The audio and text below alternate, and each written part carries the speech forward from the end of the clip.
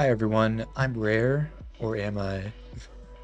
And today I'm going to be talking about why I recommend having an ego death. This might seem like a pretty random topic compared to what I usually make, but I promise I will connect it back to the comic I'm working on, link in description at the end. So first, what is an ego death? According to Google, ego death is described as the temporary loss of one's sense of self-identity and self-centered awareness. I went through this recently, and I've gotta say, it's completely broken my sense of objective reality. Experiencing this has made me realize the amount of different perspectives that exist. Even this video I'm making right now is just one perspective in a sea of many equally valid ones. It's really hard to describe how I experience the world now. The easiest way of saying it, I think, is that I've realized that anything can be a metaphor for anything else. Everything's interconnected. How can one achieve ego death? Well, there are lots of different methods you can look into if you're interested.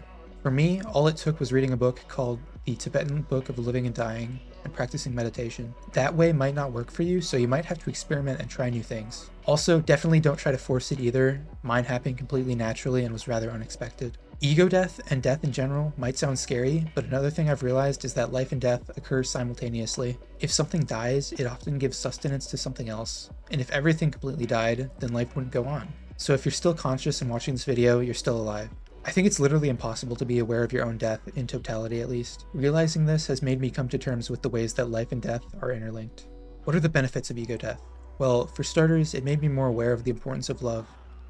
It really helps you learn how to connect with others and help make them feel better. Conversations feel like puzzles now, where both people are trying to figure out what's wrong and solve it. Actually, almost everything feels like a puzzle now, one that you might never fully solve without someone else's help. It also helps you make better art. Understanding the balance of life and death helps you to recognize it in other places. And I've come to learn that almost all art is about this delicate balance. Once you know that, you can create things that touch at the heart of the human condition. It's also crazy because I realized that I'm not sure if anything actually changed other than my perception of the world. My comic that I'm working on, for example, still makes sense from both perspectives. Only before I thought I was writing it specifically from my point of view, and now I'm realizing I'm trying to tell a story on a much bigger scale, if that makes sense. So anyway, thank you for watching my video, and I hope you have a great day. For anyone wondering about why I don't livestream anymore, I decided it might be better to keep certain aspects of the story hidden, so I will still be doing live streams in the future, just less frequently. Bye!